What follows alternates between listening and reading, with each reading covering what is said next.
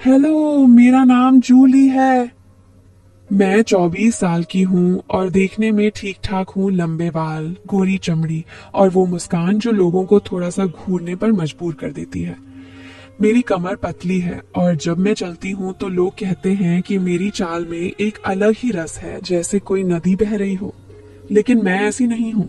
बस काम करती हूँ और अपना घर चलाती हूँ। मैं एक घर में नौकरानी का काम करती हूँ और वहाँ का मालिक राहुल है।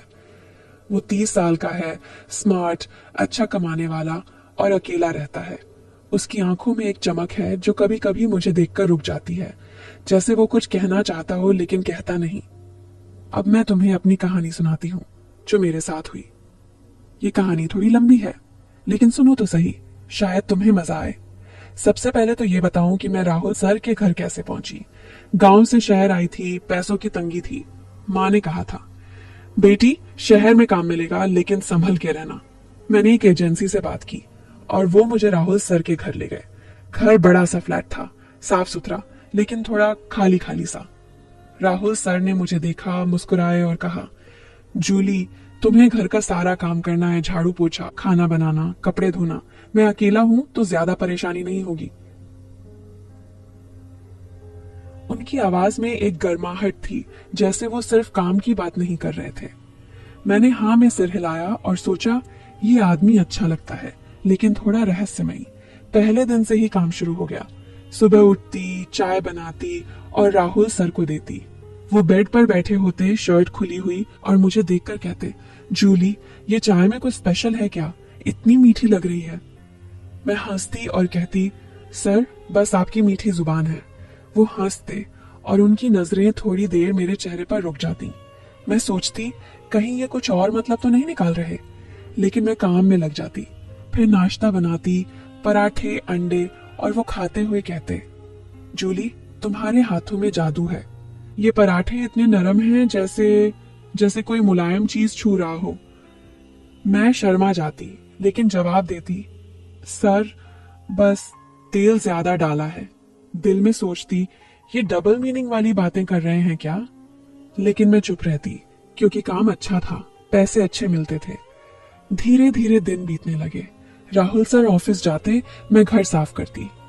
एक दिन वो जल्दी लौट आए। मैं किचन में थी, सब्जी काट रही थी। वो आए, मेरे पास खड़े हो गए और कहा, जूली, आज थक गया हूँ, क्या तुम मेरे लिए कुछ स्पेशल बना सकती हो? मैंने पूछा, क्या सर? वो बोले, कुछ गर्म गर्म जो बॉडी को रिलैक्स कर दे। मैंने सोचा, ये क्या कह रहे हैं, लेकिन मैंने कहा, सर अदरक वाली चाय बना दूं?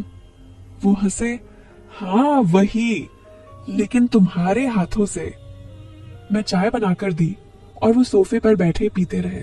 मैं पास में खड़ी थी और वो बोले, जूली, तुम्हारी कमीज आज टाइट लग रही है। काम करते हुए परेशानी तो नहीं? मैं चौंक गई लेकिन कहा, नहीं सर, ठीक है। दिल में उथल पुथल थी, कहीं ये मुझे छेड़ तो नहीं रहे, लेकिन उनकी आंखों में कुछ ऐसा था जो कह रहा था कि शायद मजाक है। मैं काम पर लग गई, लेकिन मन में सोचती रही कि आगे क्या होगा। फिर शाम को वो टीवी देख रहे थे, मैं डिनर बना रही थी। वो किचन में आए, मेरे बगल में खड़े होकर बोले, जूली, ये दाल में मसाला कम है, थोड़ा और डालो ताकि स्वाद तीखा हो। मैंने डाला और वो बोले, हाँ ऐसे ही, जिंदगी में भी थोड़ा मसाला चाहिए वरना फीकी लगती है। मैं मुस्कुराई, सर आपकी जिंदगी में तो सब है, पैसा, घर, कार। वो बोले, लेकिन वो मसाला नहीं जो दिल को छू जाए। उनकी नजरें मेरी तरफ थीं और मैंने सोचा, ये इशारा कर रहे हैं क्या? मैंने बात बदल दी, सर डिनर रेडी है। हम साथ में खाए और वो बोले, जूली, तुम्हारे साथ खाना अच्छा लगता है, अकेले बोरिंग होता है। मैंने कहा, सर मैं तो नौकरानी हूं। वो बोले, नहीं, तुम दोस्त जैसी हो। उस रात में सोचती रही, दोस्त या कुछ और। सस्पेंस था, जैसे कुछ होने वाला हो, लेकिन क्या? अगले दिनों में चीजें और गहरी होने लगी। एक सुबह मैं बाथरूम साफ कर रही थी। राहुल सर नहाकर निकले, टॉवल लपेटे हुए। वो बोले, जूली, मेरा टॉवल गिर गया था, तुमने देखा?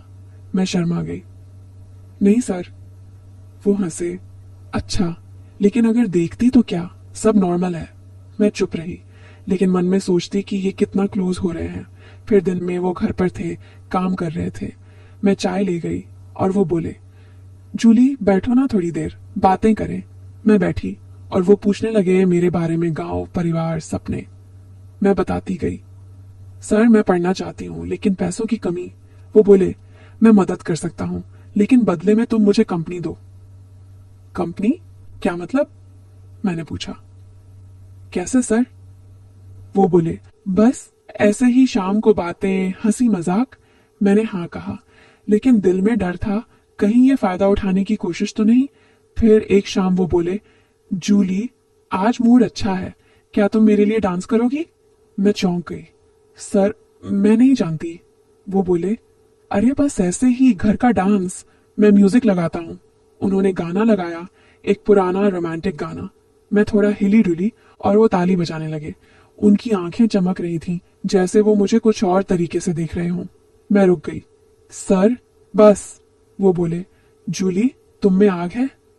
आग? डबल मीनिंग फिर। मैं सोचती रही कि ये रिश्ता कहाँ जा रहा है। हर दिन थोड़ा और क्लोज, थोड़ा और इशारे। मैं काम करती लेकिन मन में सस्पेंस, आज कुछ होगा, कल। धीरे धीरे महीने बीतने लगे। राहुल सर अब मुझे जूली कहकर पुकारते, सर नहीं। एक दिन वो बोले, जूली तुम्हारी साड़ी आज कमाल लग रही है, वो कर्व्स, मतलब फिटिंग अच्छी है। मैं हंसी लेकिन कहा, सर आप भी ना। वो बोले, सच कह रहा हूं, तुम्हें देखकर लगता है कि जिंदगी में कुछ मिसिंग था। मैंने सोचा अब तो कुछ होने वाला है, लेकिन वो बस बातें करते। फिर रात को वो बोले, जूली आज सोने से पहले एक मसाज, पीठ दुख रही है। मैं डर गई लेकिन कहा, सर मैं नहीं जानती। वो बोले, अरे बस दबा दो। मैंने थोड़ा दबाया, उनकी पीठ पर हाथ रखा। वो आह भरते, हाँ ऐसे ही, तुम्हारे हाथ नरम हैं। मैं रुक गई और कमरे से निकल आई। रात भर सोचती रही ये क्या है, प्यार या सिर्फ खेल। लेकिन फिर चीजें बदलने लगी। एक दिन राहुल सर बोले, जूली मैं तुम्हें कुछ दिखाना चाहता हूँ। उन्होंने एक फोटो निकाली एक लड़की की। ये मेरी बहन थी, जूली जैसी ही, बचपन में मर गई। तुम्हें देखकर लगता है वो वापस आ गई। मैं स्तब्ध रह गई। तो ये सब? वो बोले, मैं तुम्हें बहन जैसा मानता हूँ। वो इशारे, बस मजाक, ताकि तुम हंसो, लेकिन असल में मैं तुम्हारी मदद करना चाहता हूँ। उन्होंने कहा, मैं तुम्हारी पढ़ाई का खर्चा उठाऊंगा, तुम्हें अच्छी जॉब दिलवाऊंगा। मैं रो पड़ी। तो सस्पेंस का अंत ये था, एक भाई बहन का रिश्ता। अब मैं पढ़ रही हूँ, राहुल सर मेरे मेंटर हैं। लोग सोचते होंगे कि कुछ और था, लेकिन अंत में उन्हें भी लगेगा कि ये सच्ची कहानी है। जिंदगी में मसाला है, लेकिन प्यार का सच्चा रूप। और हाँ, अब हम साथ में हंसते हैं, बिना किसी डर के। ये मेरी कहानी है, जूली की।